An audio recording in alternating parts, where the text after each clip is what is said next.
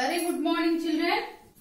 In the last video we discussed the first point, how the friction is getting affected. What are the factors on which the friction depends? In the first point we discussed about the type of the surfaces, whether the surface is smooth or rough. Now we are going to see normal force. How this normal force, we can also say normal force as weight, children. So how this weight is affecting the friction? The weight of the object, will it affect the friction, or whatever the weight may be, the friction will be same. Now we are going to see that. Take a table, place a table and put one book upon the table. Now apply some force in this direction. What will happen? The book will move, it will slide for some distance and then it will stop. Why it is stopping? It is stopping because of the friction. Because this surface offered a friction to this surface, so it stopped. Everybody knows that by the definitions of the friction.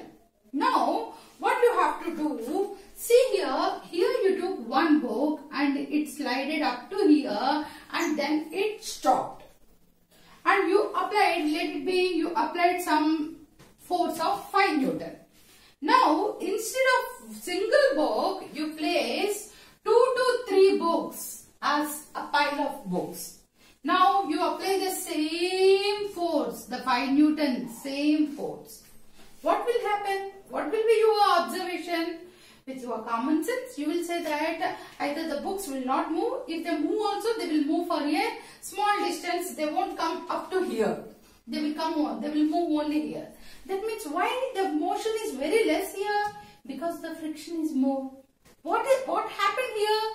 What you did here? Here you increased the weight. You increased the weight. When the weight is more, then friction will be more. Okay. So, if you observe in your common daily life example also, try to give a push to a bicycle and to even to a lorry. Can you move a bicycle by some force? Yes, of course you can move a bicycle. But is it possible for you to move a lorry? No. Why? What is the reason? A bicycle is having less weight. So, by applying some force, you can make it to move. There the friction offered by the bicycle is less.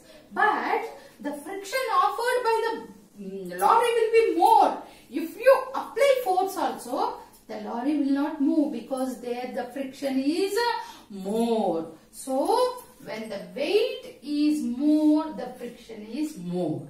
When the weight is less, the friction is less. So that is our second point, children. Normal force affects the friction. What is normal force? Weight. Weight of the body affects the friction. If the weight of the body is more, friction is more. If the weight of the body is less, friction is less. I told you in the first point, if smoothness is more, if the surface is smooth, friction is less. Don't forget, smooth surface, friction less.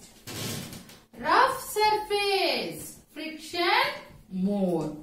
When you come to weight, less friction. More weight, more friction. So these are the two factors that are affecting the friction. One is the surface and the other one is the normal force. Here I gave you another point also, that is area of contact. Let us see whether the area of contact is really affecting the friction or not. Let us see. What is this area of contact? See here, I took 2 wooden blocks. One wooden block I placed it like this. The other wooden block I placed it like this. Okay. This is one wooden block and this is the same size, same weight, everything is same. Okay. This wooden block I placed it horizontally, whereas this wooden block I placed it vertically. Okay. See the area in contact with the surface of the ground. Here, this much area is in contact. This much area is in contact with the surface.